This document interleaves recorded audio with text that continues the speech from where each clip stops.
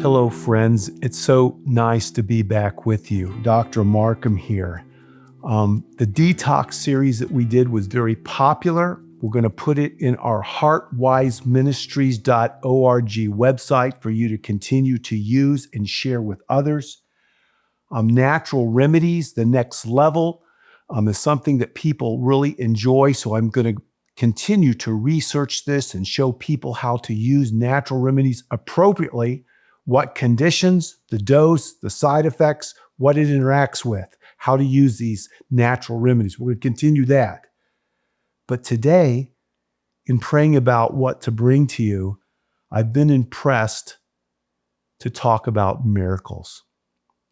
Miracles abound, and you and I can experience a miracle today. With that in mind, I want to share with you a text, John 2, verse 11.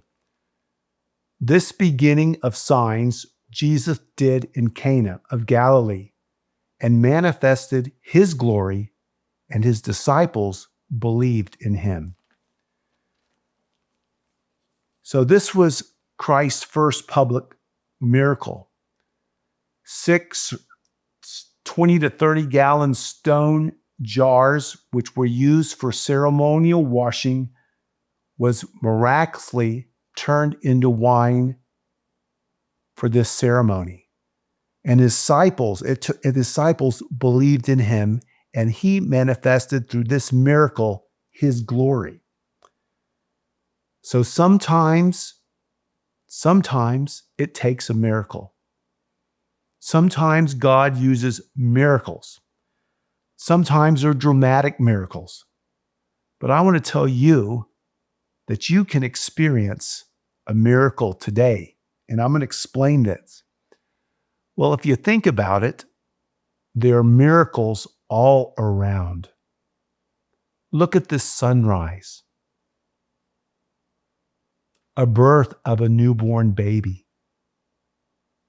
Or perhaps the stars and the galaxies and the vastness of the universe. All could be considered miracles. One of my friends who lives a little bit north of me has a very bad heart.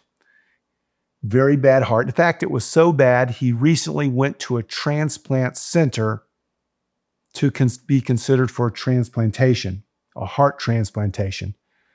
Well, throughout this time, there's been much prayer for him, people asking for God to heal him.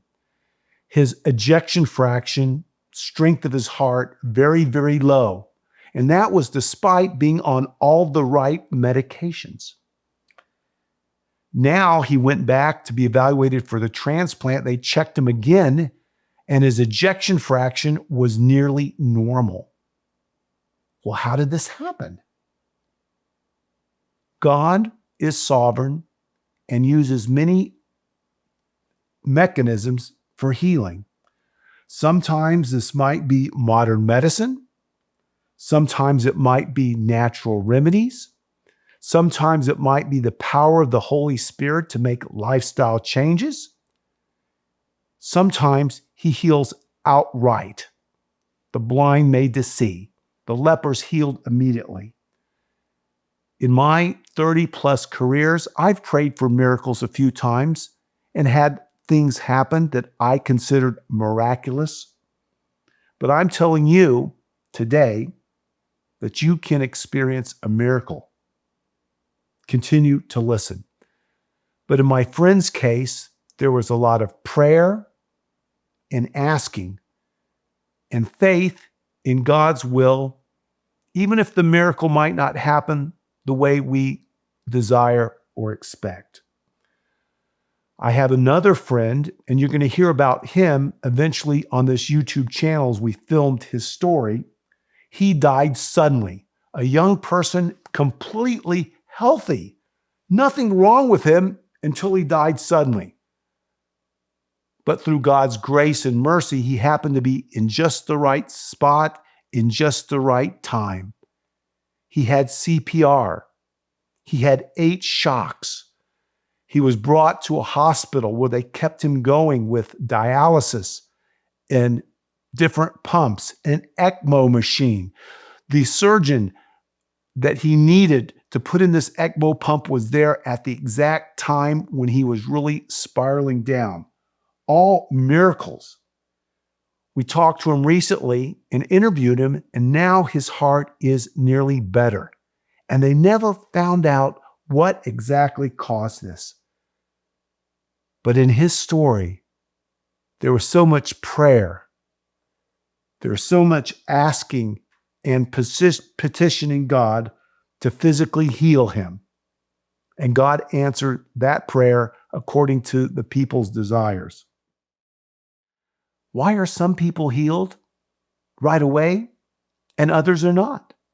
Why are some people given the power to make changes and find the right connections and others not? Well, it's really up to God's purpose and sovereign will and how each of us can bring him glory. But in healing, there's prayer and we must ask. Ask and prayer seem to be key components. Well, what about this greatest miracle that you can experience in today? Well, I think that miracle is that God would allow us to be sons and daughters and to commune with him. Think about this.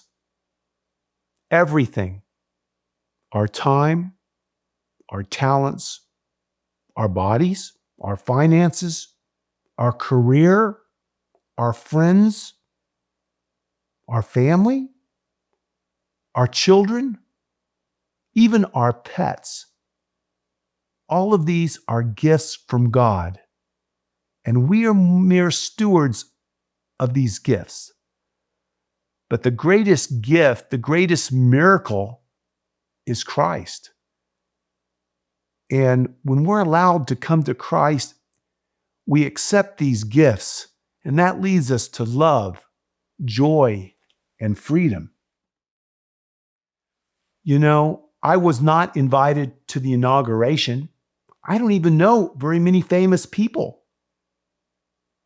And yet, God, through his Son, invites me to have a relationship directly with him every single day.